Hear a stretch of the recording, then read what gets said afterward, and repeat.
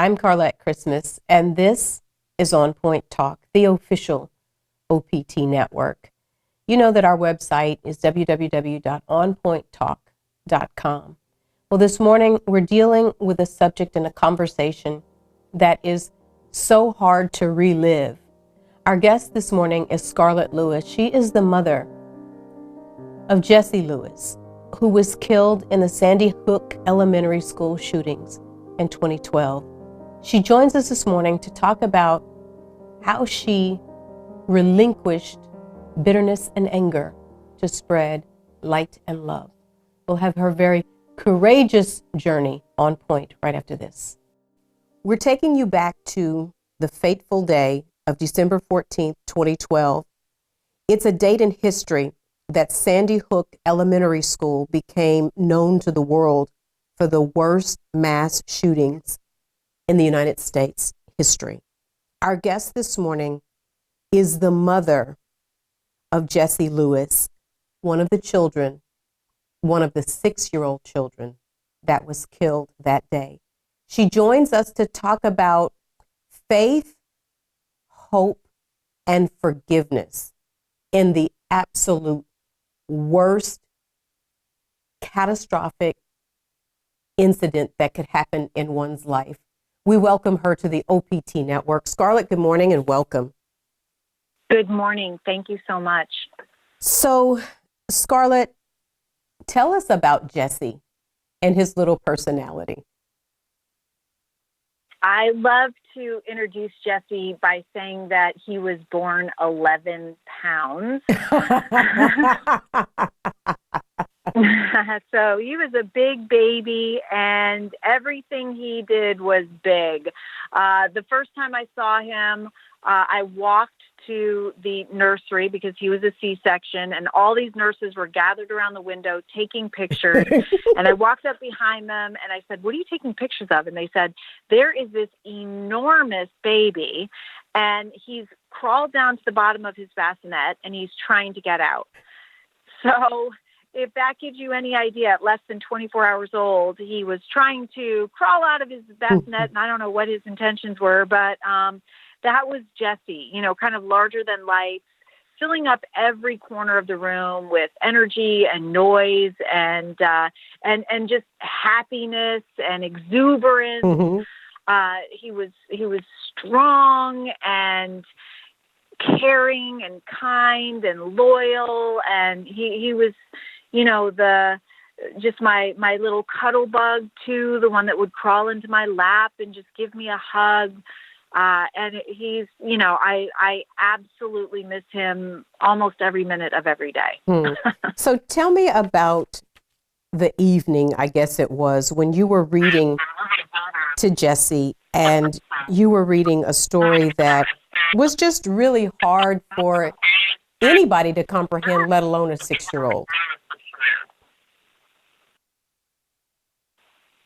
Are you talking about Left to Tell by Immaculée?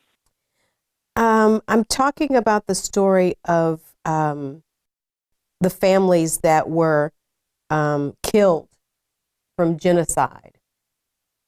Right. So that was actually a book called Left to Tell. I wasn't reading it to Jessie, but he slept with me. So he was cuddled under my arm. And it was about 3 years before he died. And I was reading about this woman whose mother was murdered in the genocide in Rwanda, where over 1 million Tutsis were murdered by their neighboring Hutus within 100 days. It happened 20 years ago now. And she came back to Rwanda 6 months later, visited the prison where her mother's killer was kept, and requested a meeting with him and actually forgave him during that meeting. And I was I don't know why, it made me angry. I was like, oh my God, how can you forgive someone who murdered your mother, right? And I thought about myself. And I thought, if anybody ever harmed anyone in my family, I wouldn't forgive them. I would kill them. Mm-hmm. I was, that was the way that I was thinking then. It just made me angry. And flash forward, of course, 3 years, and Jessie's murdered. And about, I don't know, a couple weeks after the murder, we had this incredible experience, and this is totally unrelated, where orphan genocide survivors reached out to JT via a live Skype. And through an interpreter, they said, and JT is Jessie's older brother. Right. He was 12 years old at the time, having a hard time. Just like at randomly, they just reached out. Well, there was a trauma worker that was actually called in from Rwanda to Newtown, and so she had that connection. She set this up, and these young adults now said through an interpreter, JT, we heard about your little brother, the loss of your little brother. We're so terribly sorry. We want you to know that you're going to be okay and you're going to feel joy again. And for JT and I, this was an incredible message, because no one with any credibility, actually, who'd been through something like we had been through, had said that to us. I mean, when somebody says you're going to be fine, time heals all wounds, you look at them and you say, you don't know, you've never felt this pain. And here were young adults that had suffered something, I mean, there's no comparison grief, but something really terrible. And they were telling us that we were going to be okay. And they started walking us through their healing journey. And I didn't put two and two together until later, but it was very similar to this message that Jessie wrote on our kitchen chalkboard days before he died, that we translated into a profound formula for choosing love in any situation and circumstance, which is now the basis of our foundation that we're running now and the lessons that we're teaching kids. But they said, they were telling JT, when we reached safety following the murders of our family, so that happened to be an orphanage. Right. After our physical wounds healed, we started feeling a profound sense of gratitude wow. for the compassion we were getting, for the little amount of food we were getting. And they said that strengthened us to consider and to choose to forgive what they call the killers, because they said if we realized if we didn't forgive, we might go down the same path of anger and destruction that they did. And then that gave them the strength to kind of step outside of their own suffering a little bit, be able to find meaning in their suffering by using their story to help other people. And that's what they were doing with JT. And it was, I'm literally standing behind JT in his room, watching these two beautiful people talking to JT. And I'm thinking, okay, God, I was like, okay, you're right. I didn't get it the first time through the story that Immaculée told, but I'm definitely listening now. Orphan genocide survivors for a second time telling me to forgive. And not just telling you, but you read it, and then God is so faithful and so all-knowing that he would have this the almost identical situation, but even more expanded, come into your home almost literally and say to you that forgiveness was the way. It was incredible. And I literally was going, all right, God, I'm listening. I'm listening now. And it was pretty miraculous. And after that call, so we had really been struggling. We have great PR in Sandy Hook in that, you saw the town come together, and they really do. But, there's something that's called dissociation that happens after a mass tragedy. And I think it's linked to empathy burnout. People just get tired and they want to go back to their own lives and they want to feel good again. They don't want to hold your pain, right. And so we were struggling, and this really turned it around for us. JT, who had not wanted to go back to school I didn't want him to go back to school because I'd sent one child to school and he Right. never came home. I certainly didn't want to send my other son.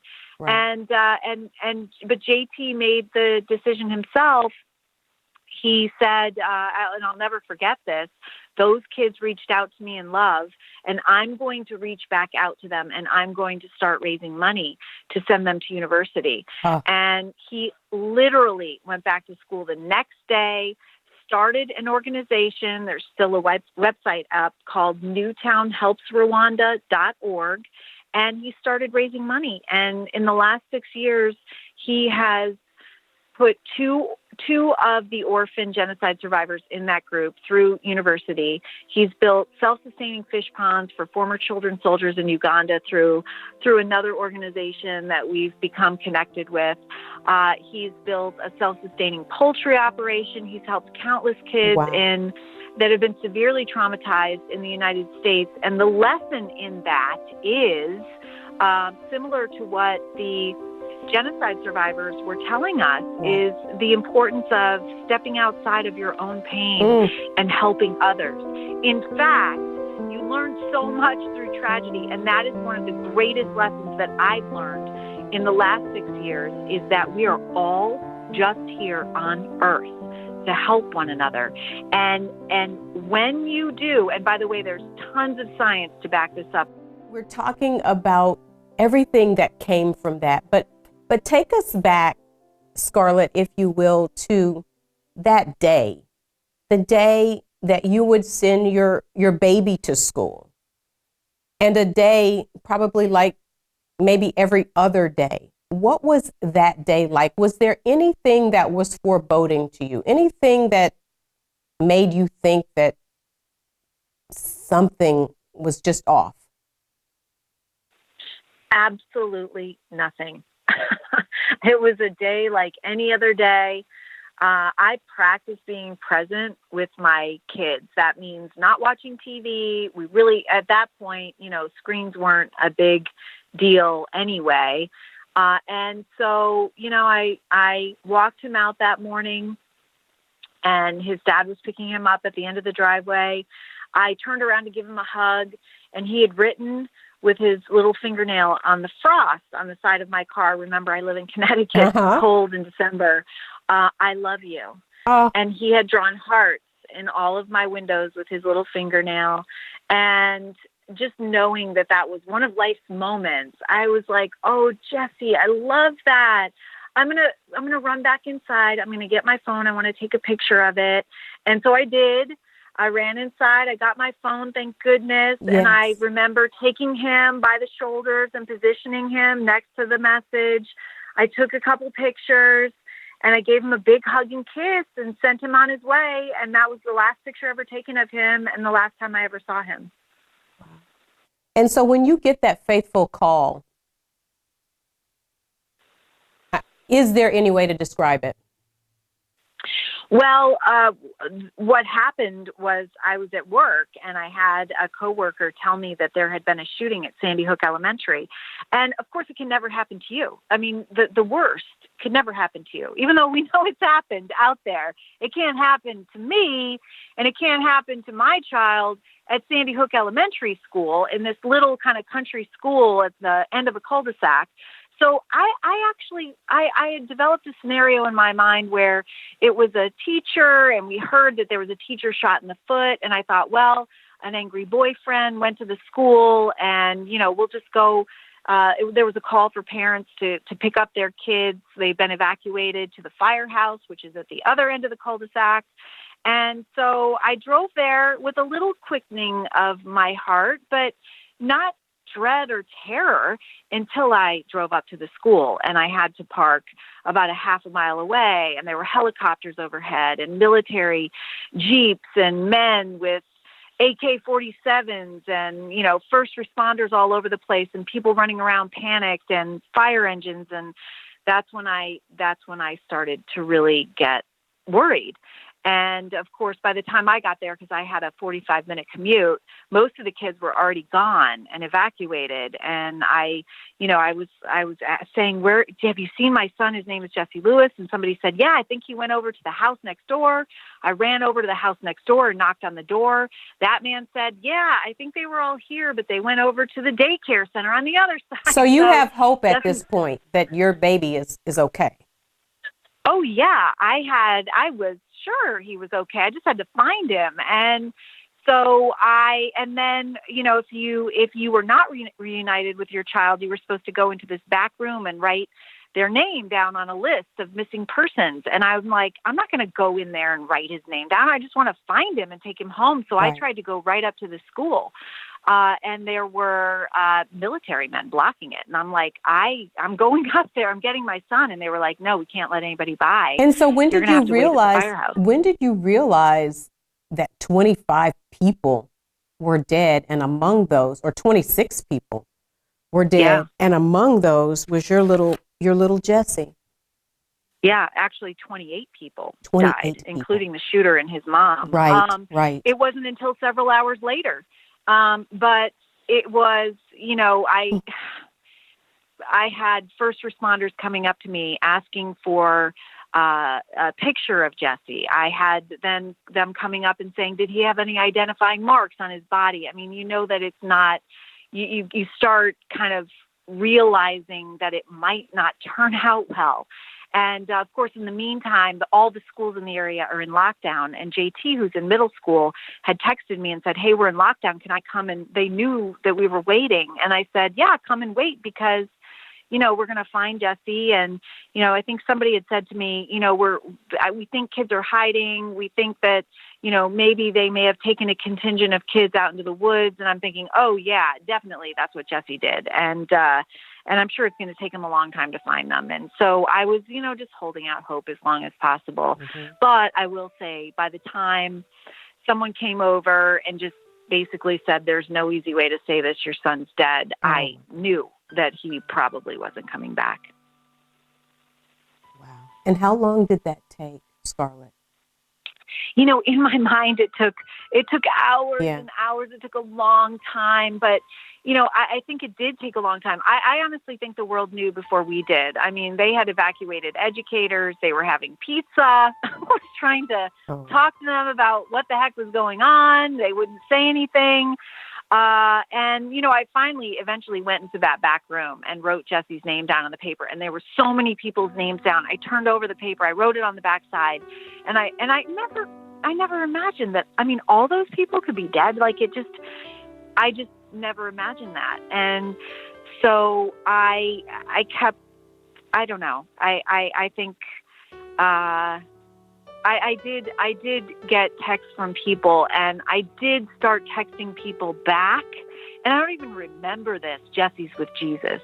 And I don't even remember it. So I think, I was being very careful with myself even then. Remember, my middle schooler my 12-year-old was there with me in one of probably the most chaotic and stressful times of our lives. And I knew in the moment that I would have to model how to get through a very difficult time, a traumatic time to him. And it wasn't just what was coming out of my mouth. I knew he was watching everything that I was doing, and that I would have to model how JT handled trauma for the rest of his life. And it did help me rise to the occasion in the moment. But it was terribly difficult. And I remember just thinking, I just want peace for my family. I just want peace, and try to be the best version of yourself through this, and be there for JT. Wow. And a lot of parents would have died that day, not physically, but emotionally died with that 6-year-old baby that did not deserve it. But you were able, through God's grace, to turn that around. In that process, you learned what a little hero you had. Tell us about the moment that you discovered that Jessie was responsible when the gunman's gun jammed, how he was responsible for saving lives? Yes. We knew that within days based on a police report that Jessie had been instrumental in saving 9 lives when the gunman entered his classroom. His gun jammed, and he had 2 clips taped together. And during the time that it took for him to change his clip, Jessie yelled to his classmates to run. They said it's because he told them to run that they ran, and he was able to save 9 of his classmates' lives before losing his own. When you heard that, Scarlett, did you say, look to the heavens and look in your heart and say, Jessie, why didn't you run too? I knew at the firehouse that if Jessie wasn't coming back, he must have done something incredibly brave. I knew because that's who he is. And so when they told me, I was not surprised. We believe that Jessie stayed by his teacher's side to protect his teacher, who also died in the line of fire, and I believe that with all my heart. But I'm not surprised. Wow. And so after you go through the process of laying your son to rest, and you're left with all of the questions and no real answers, at what point do you realize that the young man that took all of those lives, including his mother's life and his own life, when did you realize that you had to have forgiveness and have a heart for his mental instability? Well, Jessie helped me with that as well, because he wrote 3 words on our kitchen chalkboard shortly before he died. He wrote nurturing, healing, love, phonetically spelled because he was in first grade.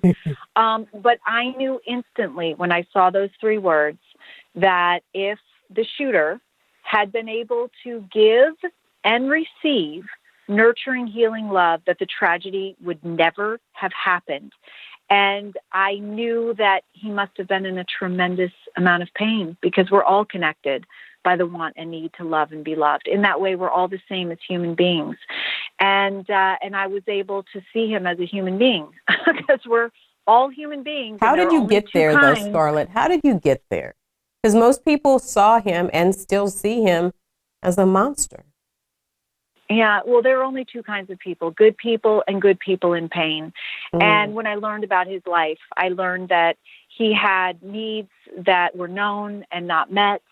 He was bullied terribly. He was disconnected, isolated, anxiety-ridden. He was he's a tortured soul. And I feel compassion for him that way. And, you know, in my mission in life to make sure that every child has is a social and emotional learning, which are essential life skills, how to have healthy and positive relationships, how to make meaningful connections, how to be resilient to the issues we know are going to come, how to manage our emotions. Had he been taught those skills and tools, had there been less bullying in the school, would that have saved my life, or my son's life? Absolutely. So, you know, there are very few questions that I have that aren't answered. And through this terrible tragedy, I have found the solution to a lot of the issues that we are suffering from today, including substance abuse and bullying, and a lot of the mental illness that can be proactively reduced and prevented by teaching kids these essential life skills.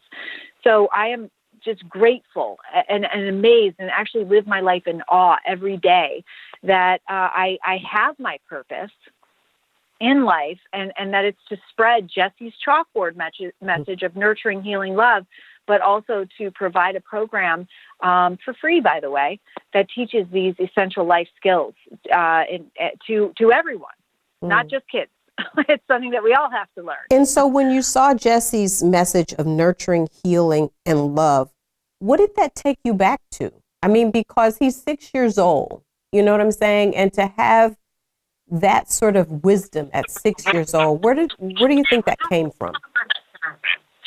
I know exactly where it came from. Okay. It was a spiritual awareness that he had, that he wasn't going to be on earth for very much longer. And he wanted to leave a message of comfort for his family and friends. And that's exactly how it was taken. But he also wanted to leave a message of inspiration for the world. It's where we need to turn in order to survive and thrive. Nurturing, healing, love. When you translate it, it's actually, those three words, by the way, in the definition of compassion across all cultures, and when you translate the meaning of those words, it's a powerful and profound formula for choosing love in any situation, circumstance, or interaction, and it's the foundation of our program. We start with courage, and that's based on Jessie's courage, because courage is the most important character value that underlies all the others. Nurturing means loving kindness and gratitude. And healing literally means forgiveness, so vitally important, and in some instances the only way to take your personal power back. Mm-hmm. And love is compassion in action. There's the empathetic, identifying component and the action component. And when you have the courage to practice those three character values, actually in that order, strengthening yourself one upon the other, you're choosing love. And you can learn to choose love in a thoughtful way in any situation or circumstance. And so when you chose love and forgiveness, talk about the weight that literally probably just lifted off of your being. Well, you take your personal power back. When you don't choose love, you're a victim. You're giving your personal power away. Someone else controls your thoughts, which impact your feelings, which then impact your behavior. It is not a comfortable place to be. When you choose to forgive, and a lot of us don't understand what that means. It doesn't mean that you condone what happened. Right. It's not a gift that you give the other person. It's a gift that you give yourself. And it doesn't mean you don't remember. Of course, I'll never forget what happened to Jessie. It simply means that you cut the cord that attaches you to the person that hurt you. And it's so powerful, and it feels good. Love feels good. Anger, hatred, and resentment feels bad. Love is empowering. Anger, hatred, and revenge are weakening. Even though it gives us the sense of power, it's a false sense of power, because literally we're victims to the person that we're angry at. Were you able to help other families that had experienced loss? Were you able to help them with your testimony of forgiveness? I have been able to help other families who have experienced loss. I have. And not everyone chooses forgiveness. And I understand the tremendous amount of anger that they feel. And it's not like I don't fall back into anger, right? I mean, sure. It's not like I'm never angry at what happened and situations and circumstances. And when Jessie's birthday comes around, that I'm not feeling frustration that he's not here. But forgiveness is a process that starts with a choice, and then it may be something that you have to continue with this process over and over. But for me, it's the only way to take my personal power back and to feel good. And so I choose that for myself. And I have been able to help other people to understand that it's possible. Mm-hmm. There's so much to be angry at. And, if they can look at me and say, wow, that mom forgave the man who murdered her child, then I can forgive,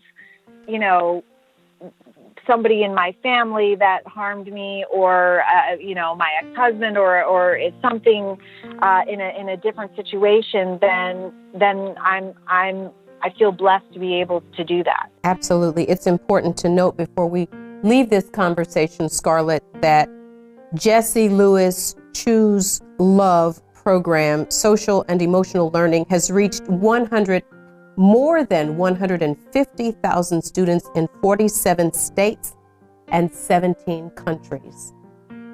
Yeah, actually, that needs to be updated. We're being taught now in every single state and 69 countries by word of mouth. Because this by is word so of powerful. mouth. That's right. It's something that helps everyone. We have a program for infant toddlers, pre-K through 12th grade. We have a program for parents and caregivers. We even have a program for communities because everyone wants to do something. Everyone wants to be part of the solution. And the Choose Love movement is a way for everyone to come together, regardless of whatever perceived differences that we have with one another. We're all the same in the want and need to love and be loved.